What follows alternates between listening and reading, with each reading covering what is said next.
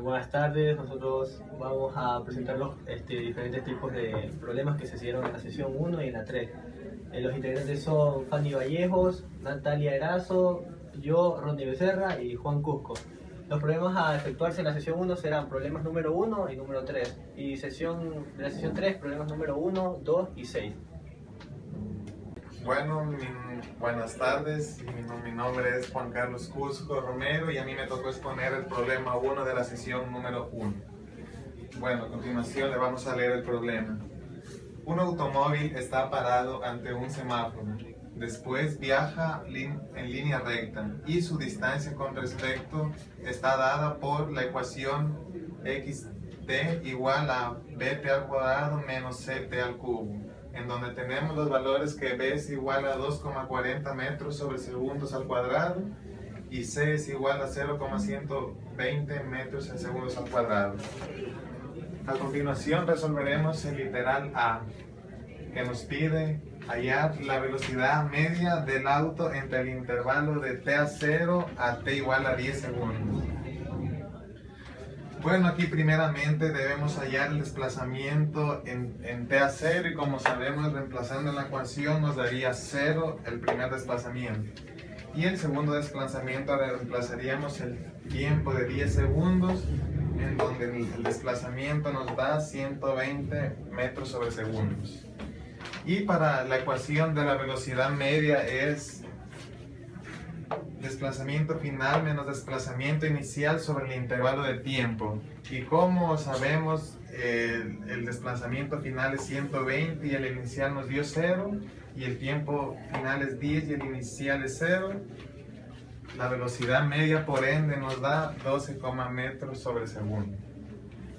Bueno, ahora el literal B nos pide hallar la velocidad instantánea del auto en t igual a 0 y t igual a 5 segundos.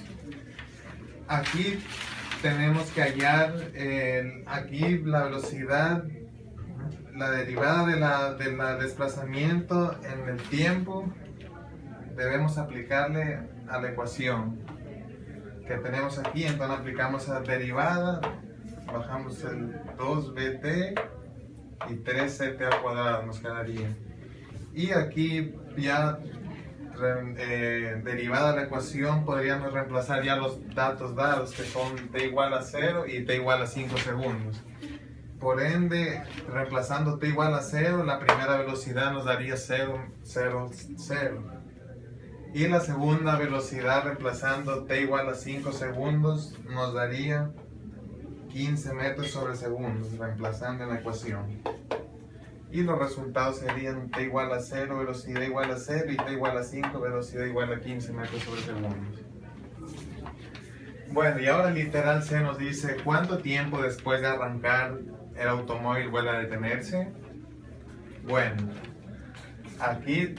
Buenas tardes, mi nombre es Natalia Erazo y yo les voy a explicar el problema número 3 de la sesión 1, que dice: el vector velocidad de una partícula viene dado por velocidad es igual a 3t menos 2 en x y a 6t al cuadrado menos 5 en j metros sobre segundos.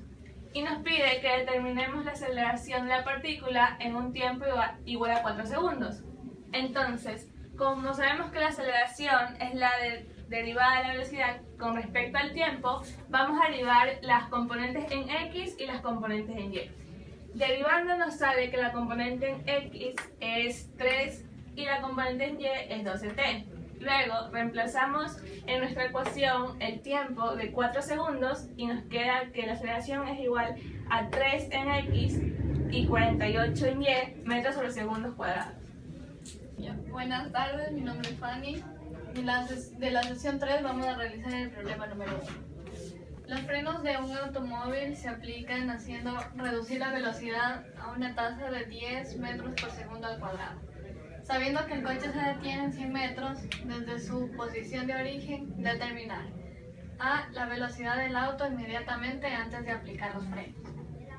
Ya, sabemos que la aceleración es igual a la derivada de la velocidad con respecto al tiempo. Sin embargo, si se puede observar en el ejercicio, no tenemos dato alguno acerca del tiempo. por lo que es necesario realizar un cambio. Entonces vamos a multiplicarle y a dividirle por un diferencial de x, de tal manera que, como aquí podemos observar, esto ya es nuestra velocidad y nos queda con respecto al desplazamiento y ya no al tiempo. Entonces tenemos que la aceleración es igual a la velocidad por diferencial de v sobre diferencial de x. Ya, procedemos a integrar para poder determinar la velocidad que nos están pidiendo. Despejamos y nos queda que la velocidad y el diferencial de la velocidad es igual a la aceleración por el diferencial de x.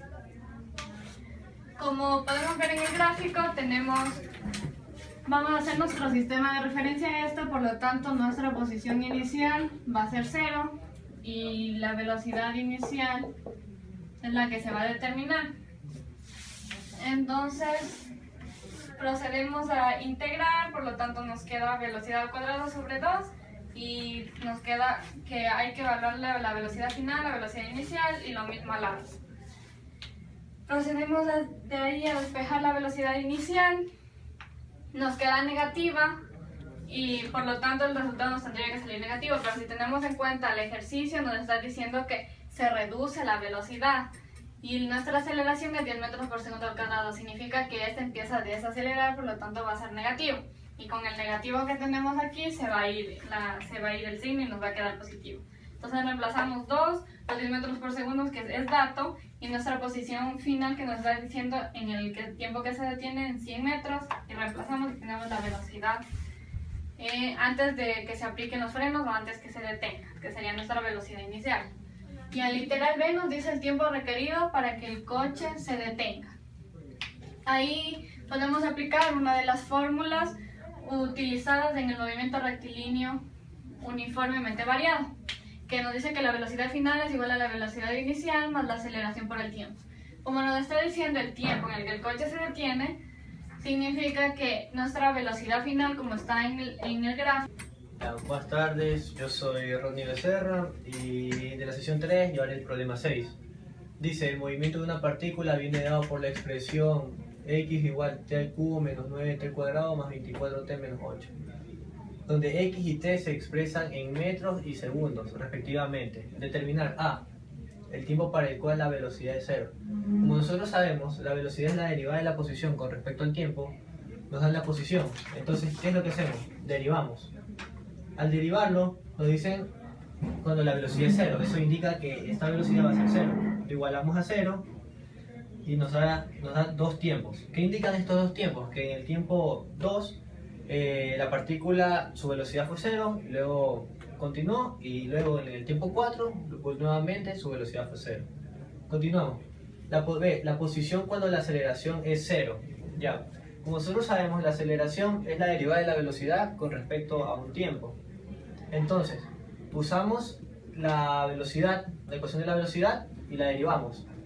Al derivarla, nos sale esta expresión, 6t menos 18. Y esto lo igualamos a 0.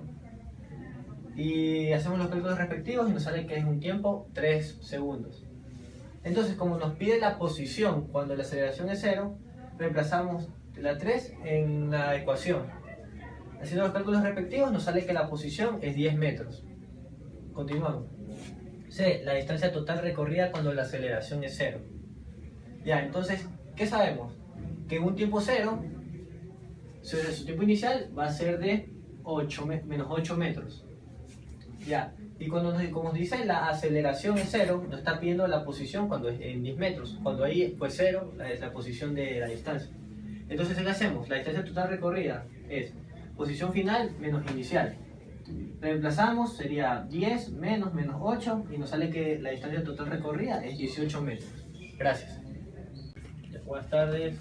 Como podemos concluir, nosotros realizamos la sesión 1 y sesión 3, ya que en la sesión 1 es el movimiento rectilíneo uniforme y de la sesión 3. En la sesión 3 pudimos hablar algunos problemas sobre cinemática en 1 y 2 dimensiones, en la cual dejamos los conceptos un poco más claros y aprendimos más sobre la materia. Gracias. Gracias.